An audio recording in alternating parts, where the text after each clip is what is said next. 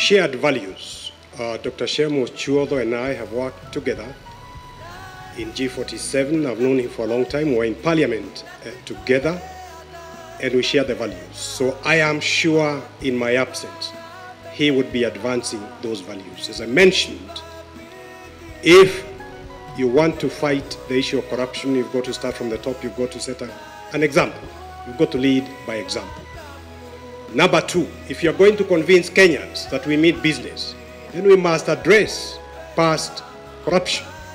Because when you address past corruption, not by way of being vindictive, by way of saying it will not be permitted in future, then those in office will not indulge in it.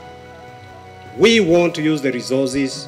We want to come up with economic policies, as I mentioned, that you give an opportunity to the majority. If I may give an example, for every shilling that we are spending tarmacking our roads, we would like in a Safina government to see 2 shillings going to damming the seasonal rivers, which we have. If you look at Pokot, Turkana, Ukambani, during the rainy season, buses get washed away, unfortunately, at times with loss of human lives.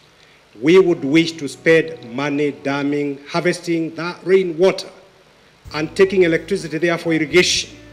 Invest in research so as to come up with high-yielding seed varieties of every type, from cotton to sugar to maize, extension services to the farmers, policy interventions to enable the farmers to market their produce. Because even those youths in Nairobi and other areas who may not have farms in those places will be able to hire lorries, go and bring onions from Pokot, from Turkana.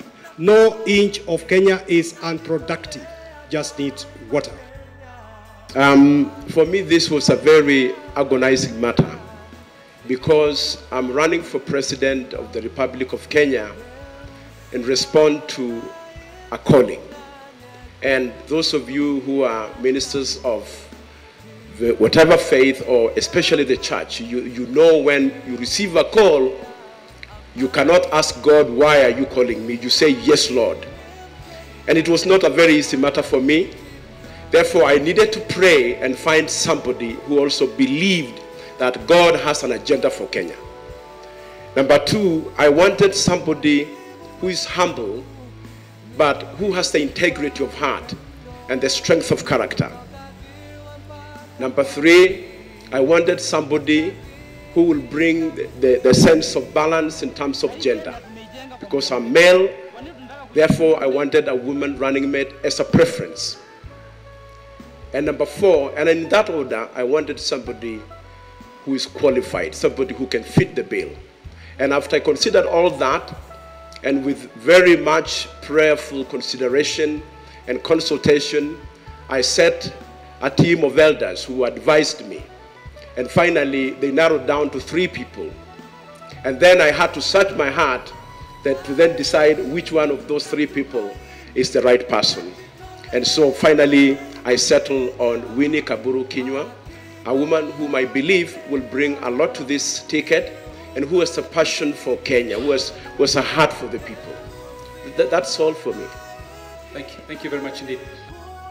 I interviewed quite a number of people for the post of a running mate. Some who are actually running mates of some presidential candidates here. Because what I was looking for was passion to serve. I was looking for ability, energized person, and a person who I can trust, a person who is honest, a person who, if anything were to happen, would actually take charge. A person who, when I'm outside the country, can take charge of the country's affairs. And that's how I settled. After interviewing about 6 individuals, that's how I settled on Ronnie Osumba, who I have full faith in, that he has the same passion, he understands what this country needs to move to. He has the ability, energy, and passion to serve, because this country does need people with passion to serve. I was looking for a person who shares the same values as me, and a person who is qualified, a person who has integrity and who is committed to this country.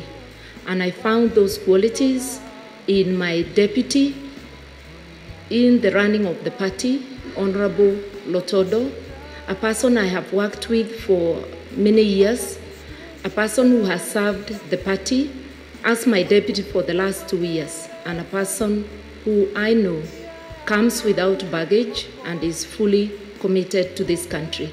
I did consider that since one of the things we have committed to fight for is fight against corruption and impunity, if you brought in on board a person with baggage, then they will not be the right persons to fight corruption and impunity, which have totally grounded our nation.